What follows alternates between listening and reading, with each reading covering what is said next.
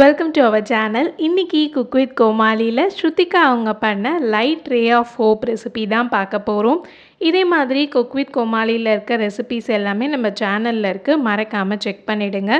First நம்ம முள்ளங்கி வச்சு ஐஸ்கிரீம் பண்ணிடலாம். ஒரு பேனில் ஒரு கப் அளவுக்கு தண்ணி ஊற்றி நல்லா கொதிக்க வச்சுக்கோங்க. இதில் கொஞ்சமாக முள்ளங்கி கட் பண்ணி ஆட் பண்ணிக்கோங்க. முள்ளங்கி எல்லாம் நல்லா வெந்ததுக்கப்புறம் தனியாக எடுத்து இந்த மாதிரி ஒரு மிக்சியில் சேர்த்துக்கலாம்.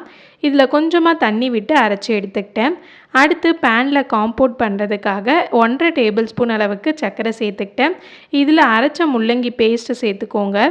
இப்போ நம்ம முள்ளங்கி ஆல்ரெடி குக் பண்ணிட்டோம், இருந்தும் அதில் அந்த பச்சை ஸ்மெல் வரும். அதனால நல்ல லோ ஃப்ளேம் வச்சுட்டு நல்லா ஜாம் மாதிரி திக்காகிற வரைக்கும் இதை குக் பண்ணிக்கோங்க. அவ்வளோதான், நம்மளுடைய முள்ளங்கி காம்போட் சூப்பராக ரெடி ஆகிடுச்சு. இது நீங்கள் நார்மலாக ப்ரெட் கூட ஜாம் மாதிரி வச்சு சாப்பிட்டிங்கன்னா கூட செம்ம டேஸ்ட்டாக இருக்கும். இப்போ ஐஸ்கிரீம் பண்ணுறதுக்கு ஒரு 1/4 கப் அளவுக்கு ஃப்ரெஷ் க்ரீமை ஒரு பவுலில் சேர்த்துக்கிட்டேன். இதில் வீட்டிலே பண்ண கண்டென்ஸ்டு மில்க் வந்து ஒரு டேபிள் ஸ்பூன் சேர்த்துக்கிட்டேன். கூடவே நம்ம இப்போ பண்ணோம்ல முள்ளங்கி காம்போட், அதிலிருந்து ஒரு 2 டேபிள் ஸ்பூன் அளவுக்கு சேர்த்துக்கோங்க. ஆல்ரெடி காம்போட் அண்ட் கண்டென்ஸ்டு மில்கில் சர்க்கரை இருந்ததுனால நான் எக்ஸ்ட்ரா சுகர் ஆட் பண்ணல. உங்களுக்கு தேவைன்னா கொஞ்சமாக பவுடர் சுகர் ஆட் பண்ணிவிட்டு நல்லா பீட் பண்ணிக்கோங்க. இதை ஃப்ரிட்ஜில் ஒரு 6லேருந்து 7 மணி நேரம் வச்சிங்கன்னா தான் நல்லா செட் ஆகும். ஷோவில் வந்து அவங்க லிக்விட் நைட்ரஜன் யூஸ் பண்ணியிருப்பாங்க. நம்ம வீட்டில் அதெல்லாம் இருக்காதுன்றதுனால நான் ஃப்ரீசரில் தான் இதை வைக்க போகிறேன். அடுத்து இந்த ஐஸ்கிரீம் கூட சர்வ் பண்ண அந்த புளிச்ச கீரை broth பண்ணிடலாம். ஒரு பேனில் 1 டேபிள் ஸ்பூன் எண்ணெய் சேர்த்துட்டேன். இதில் கொஞ்சமாக புளிச்சக்கீரை சேர்த்துக்கோங்க. இதை எல்லாத்தையுமே நல்லா வதக்கிக்கலாம். இந்த மாதிரி நல்லா கலர் சேஞ்ச் ஆனதுக்கப்புறம் ஒரு அரை மிளகாவை இதோடு சேர்த்துக்கோங்க. இப்போது இதை எல்லாத்தையும் அரைச்சி எடுத்துக்க போகிறேன். அடுத்து இதே பேனில் ஒரு அரை டேபிள் ஸ்பூன் எண்ணெய் சேர்த்துக்கிட்டேன். அண்ட் அரைச்சோல்ல அந்த பேஸ்ட் அதை சேர்த்துடலாம். கூடவே ஒரு 1/4 கப் அளவுக்கு தண்ணி சேர்த்துக்கோங்க. இப்போது இந்த தண்ணியெல்லாம் நல்லா சுண்டி திக்காகிற வரைக்கும் இதை குக் பண்ணிக்கோங்க. அடுத்து அகரகர் பவுடரில் கொஞ்சமாக தண்ணி சேர்த்து மிக்ஸ் பண்ணி வச்சுருக்கேன். இந்த மிக்ஸ் பண்ண பேஸ்ட்லேருந்து 1 டேபிள் ஸ்பூனை இந்த பேனில் சேர்த்துக்கலாம்.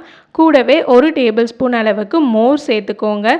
நான் வந்து பிளெயின் மோர் தான் யூஸ் பண்ணியிருக்கேன். நீங்கள் வேணும்னா கொஞ்சமாக பெருங்காயத்தூள், இஞ்சியெல்லாம் இடித்து போட்டு கூட யூஸ் பண்ணிக்கலாம்.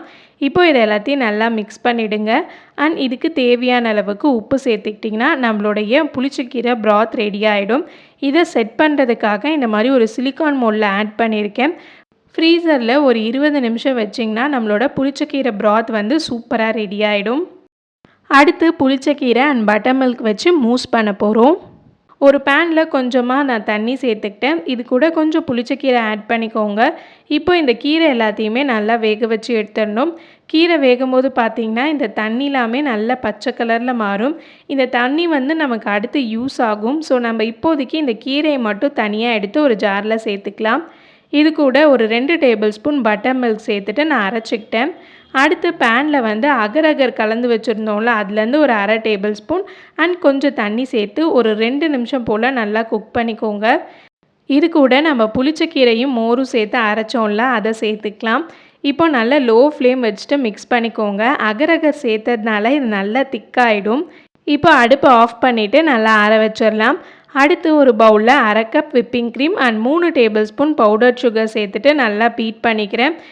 இது கூட நம்ம அகர் அண்ட் புளிச்சக்கீரையை வச்சு ஒரு மிக்ஸ் ரெடி பண்ணோம்ல, அதிலேருந்து ஒரு 2 டேபிள் ஸ்பூன் சேர்த்துட்டு நல்லா சாஃப்ட் பீக் வர வரைக்கும் பீட் பண்ணிக்கோங்க. பீட் பண்ணதுக்கப்புறம் இந்த மாதிரி ஒரு சிலிக்கான் மோல்டில் போட்டுட்டு ஃப்ரீசரில் ஒரு 2 மணி நேரம் வச்சிங்கன்னா நல்லா செட் ஆகிடும். அவ்வளோதான், நம்மளோட புளிச்சக்கீரை மூஸ் வந்து சூப்பராக செட் ஆகிடுச்சு. இதுக்கு மேலே ஒயிட் சாக்லேட் வச்சு நம்ம கோட்டிங் கொடுத்துடலாம். கொஞ்சமாக மெல்ட் பண்ணி வச்சுருக்க ஒயிட் சாக்லேட்டை மேலே ஆட் பண்ணிவிட்டு 10 நிமிஷம் ஃப்ரிட்ஜில் வச்சிங்கன்னா நல்லா செட் ஆகிடும். கடைசியாக நம்ம அந்த டிரான்ஸ்பரண்ட்டாக இருக்க அந்த சிப்ஸ் பண்ணிடலாம். ஒரு பேனில் நம்ம புளிச்சக்கீரை வேக வச்சப்போ தண்ணி இருந்துச்சுல்ல, அதிலிருந்து ஒரு கப் அளவுக்கு சேர்த்துக்கிட்டேன். தண்ணி பார்த்திங்கனாலே உங்களுக்கு தெரியும், லைட்டாக பச்சை கலரில் கொஞ்சம் புளிச்சக்கீரை இலையோடு இருக்கும்.